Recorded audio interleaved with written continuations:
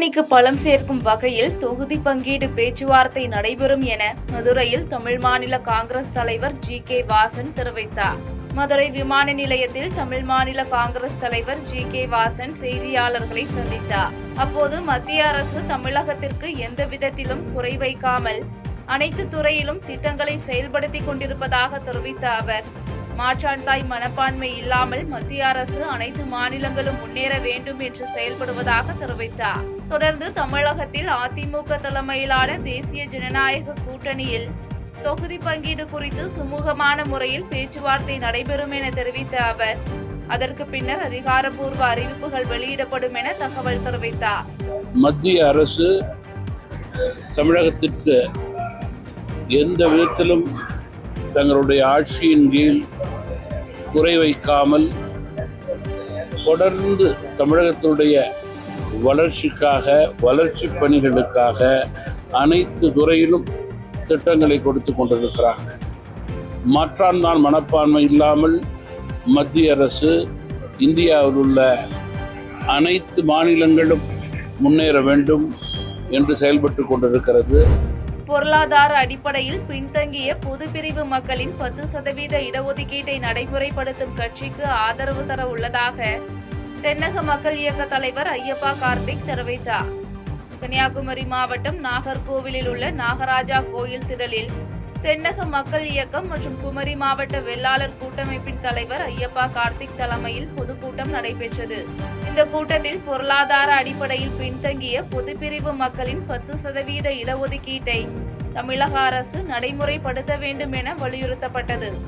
இதனைத் தொடர்ந்து செய்தியாளர்களை சந்தித்த தென்னக மக்கள் இயக்க தலைவர் ஐயப்பா கார்த்திக், எதிர்வரும் சட்டமன்ற தேர்தலில் பொருளாதார அடிப்படையில் பின்தங்கிய பொதுப்பிரிவு மக்களின் 10% இடஒதுக்கீட்டை நடைமுறைப்படுத்துவோம் என எந்த கட்சி கூறுகிறதோ அந்த கட்சிக்கு ஆதரவு தர உள்ளதாக தெரிவித்தார். தென்னக மக்கள் இயக்கம் சேர்ந்து மாநாடு ஒன்று அரேஞ்ச் பண்ணியிருந்தோம். இந்த மாநாட்டின் நோக்கம் இடபிள்யூஎஸ்ஐ தமிழக அரசு கண்டிப்பாக நிறைவேற்றி கொடுக்க வேண்டும். இது எங்கள் சமுதாயங்களின் கோரிக்கை.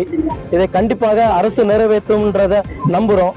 இதுக்கு எந்த கட்சி இதை தேர்தல் அறிக்கையில கொடுக்கிறதோ அந்த கட்சிக்கு கண்டிப்பாக எங்க எல்லா சமுதாயமும் சேர்ந்து இதன் பின் நிற்கும். பழனி அருகே விஷவாயு தாக்கி வடமாநில இளைஞர்கள் 2 பேர் உயிரிழந்தது குறித்து போலீசார் விசாரணை மேற்கொண்டு வருகின்றனர். திண்டுக்கல் மாவட்டம் பழனியை அடுத்த புஷ்பத்தூர் பகுதியில் தனியார் பேப்பர் மில் செயல்பட்டு வருகிறது. இந்த மில்லின் கூழ் அரைக்கும் பாய்லரில் உள்பகுதியில் இறங்கி சுத்தம் செய்து கொண்டிருந்த பீகார் மாநிலத்தைச் சேர்ந்த நூர் அலாம் மற்றும் ராம் புரூஷ் மஞ்சூரி ஆகிய இருவரும் சிறிது நேரத்தில் மயக்கமடைந்துள்ளனர். இதனையடுத்து அருகில் இருந்தவர்கள் இருவரையும் மீட்டு சிகிச்சைக்காக அரசு மருத்துவமனைக்கு கொண்டு செல்லும் வழியில் இருவரும் பரிதாபமாக உயிரிழந்தனர். இதுகுறித்து சாமிநாதபுரம் காவல் நிலைய ஆய்வாளர் மருதுபாண்டியன் தலைமையிலான போலீசார் விசாரணை மேற்கொண்டு வரும் நிலையில் கூழரைக்கும் பாய்லரின் உள்பகுதியில் சுத்தம் செய்து கொண்டிருந்த போது விஷவாயு தாக்கி 2 பேரும் உயிரிழந்ததாக தகவல் தெரிவிக்கப்பட்டுள்ளது.